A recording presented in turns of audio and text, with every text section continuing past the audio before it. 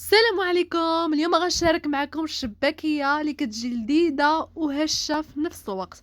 اول حاجه درت هنايا ماء الزهر، ضفت عليه زيت العود، ضفت عليه ربع كاس ديال الزبده، صفار بيضاء وقليل من الخل وجوج ضمات ديال الزعفران، شويه الخميره العاديه وديال الحلوه وشويه الملحه والقرفه، وكاس مطحون ديال اللوز وديال الجنجلان، وكذلك ملعقه ديال النافع. غنخليهم يطحنوا من بعد غنديرهم في واحد العجانه مع 750 غرام ديال الدقيق وخليته يتعجن.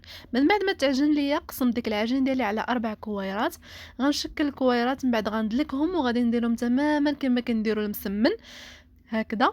عاد باش غنبداو بالاولانيه اللي شكلناها وغادي ندلكها مزيان، عاد باش ناخذ الجرار غنشكل به بحال هكا، غندير 4 ديال الخطوط عاد باش نسد به.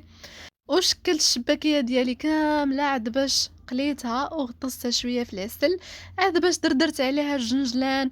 وجربوها راه كتجي لذيذه وبالصحه والراحه.